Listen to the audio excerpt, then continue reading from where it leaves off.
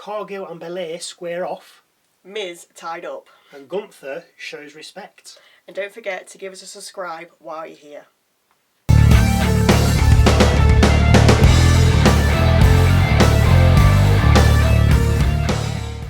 Hello, welcome to Wrestle MSX. I'm Michael. I'm Sally.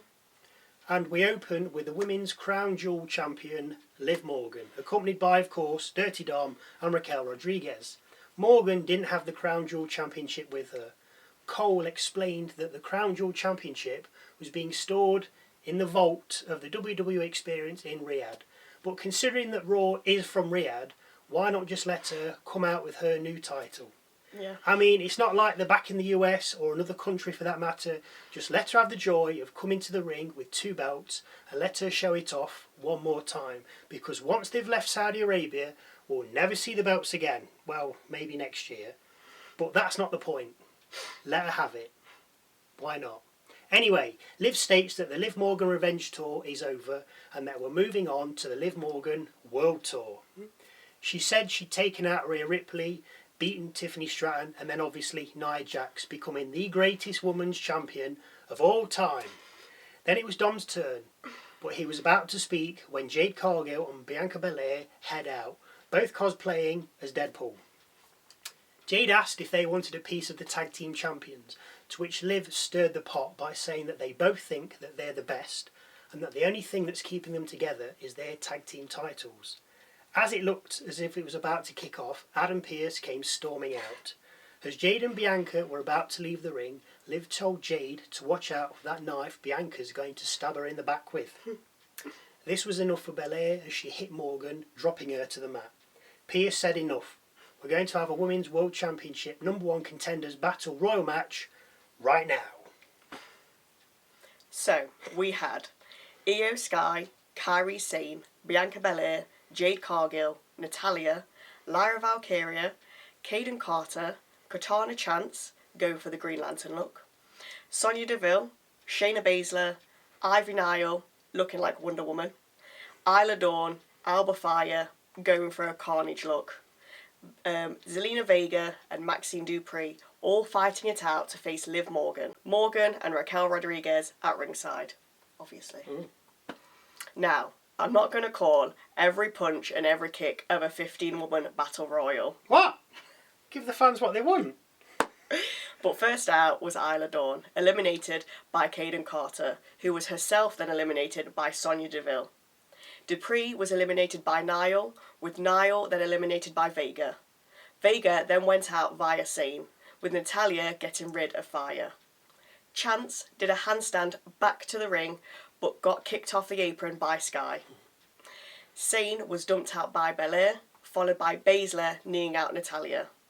We then had a double elimination. Baszler and Deville goaded Morgan and Rodriguez, still watching from ringside, when Cargill and Belair lifted the Pure Fusion duo over the top rope and eliminating them from the match. This left the tag champs, Valkyria and Skye. The tag team worked together and after double team moves eventually threw Lyra and Kairi over the top rope, but not eliminating them. This gave us a moment for the tag champs to semi-square up to each other, teasing what is to come.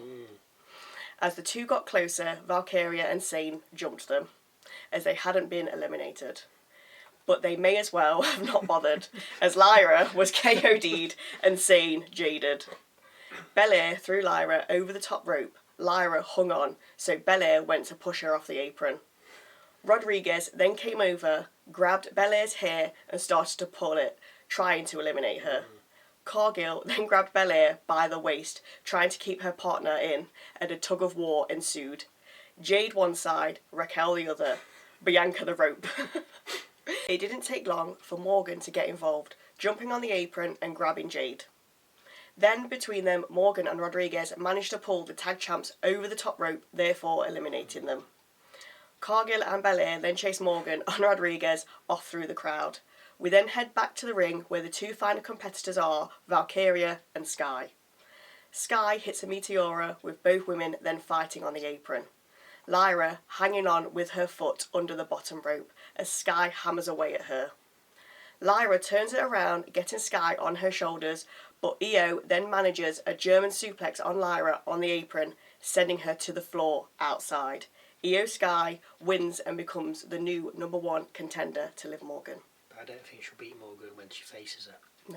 Anyway, backstage we see the New Day with Kathy Kelly. Kelly asking how their match with the War Raiders came about. Woods says they asked them for a match as the Raiders didn't win clean last week as Chad Gable interfered. Kelly then asked Kingston how he felt. Kingston wasn't really bothered about the match. Kingston and Woods then argued about whose fault it was that they lost last week. This then got interrupted by a Wyatt Sicks video. We see The Miz telling Bo Dallas and Curtis Axel that he'll make them stars, and this is from a few years ago, before seeing Miz tied to a chair with a mask on. The mask is removed, but there's tape over his mouth, which is then also removed. We then hear Miz saying, "You got it all wrong, it's Final Testament you want, I'm not with them."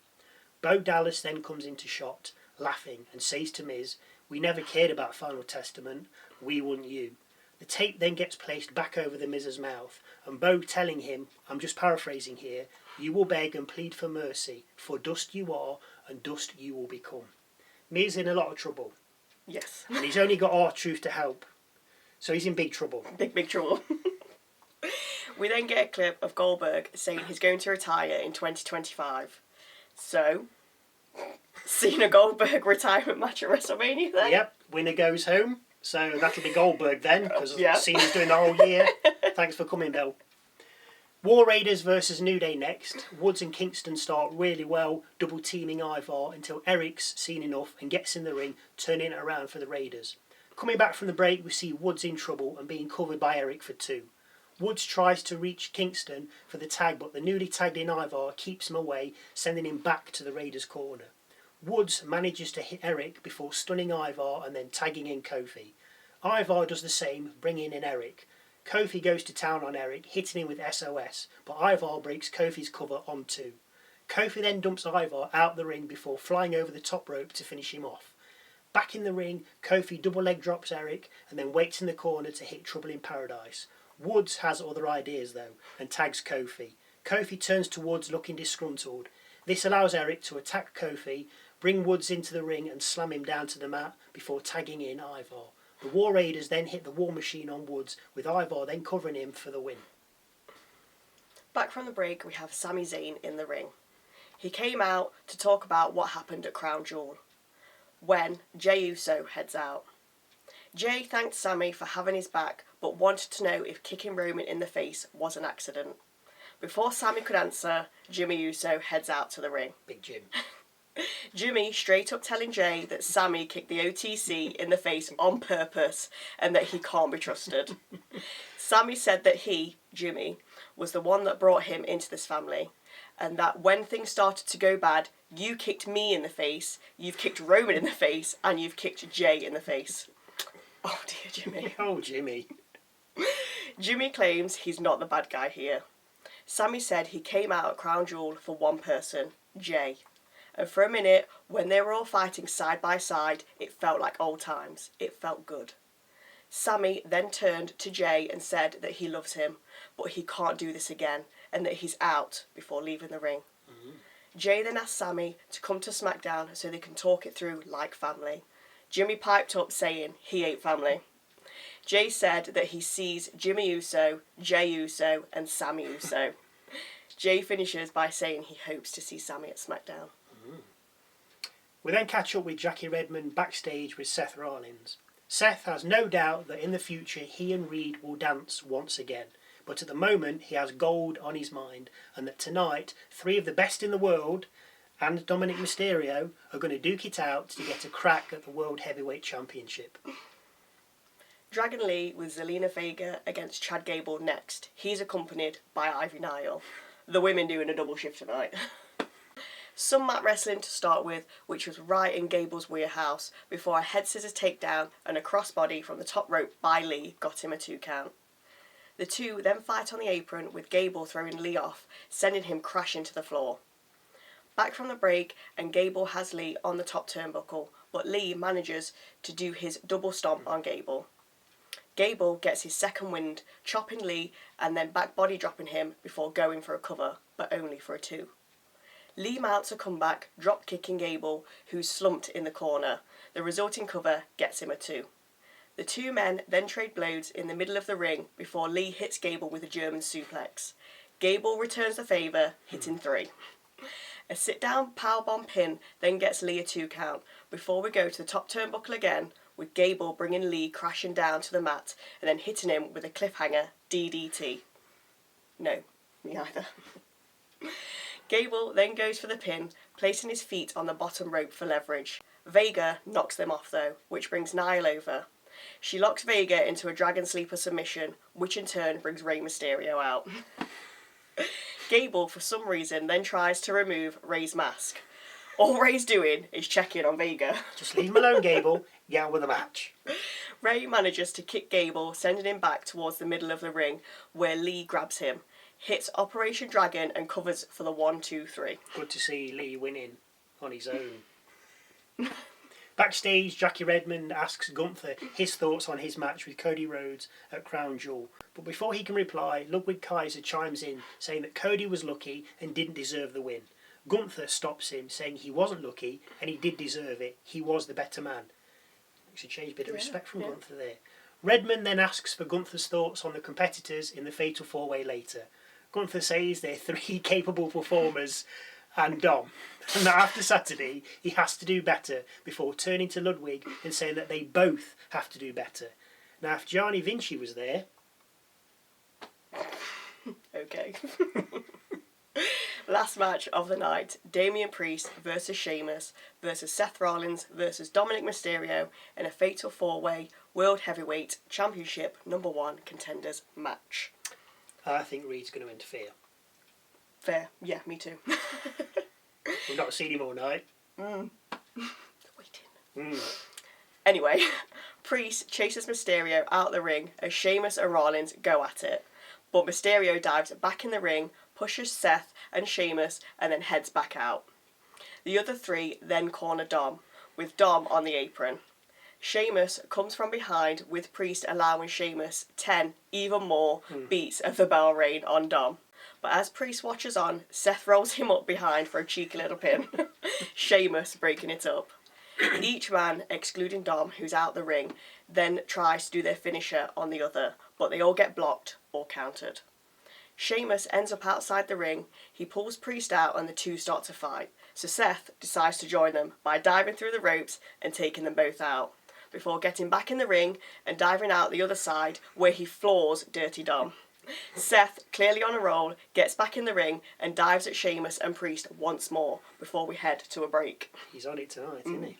When we come back, Dom is standing tall on the apron, somehow having taken down all 3 other men. But luckily, we get to see what happened. Dom pushed Seth off the top turnbuckle to the outside, drove Sheamus into the ring steps and Priest into the ring post. We then see Dom land a tornado DDT on Priest and a cover for 2, before a neckbreaker and another 2. Priest then hulks up, kicking, punching and planting Dom into the mat. As he's about to finish him off though, Sheamus gets back in the ring, pushes Dom out the way and takes out Priest with an Irish curse backbreaker, with one to Seth as well. Dom charges at Sheamus, but he suffers the same fate.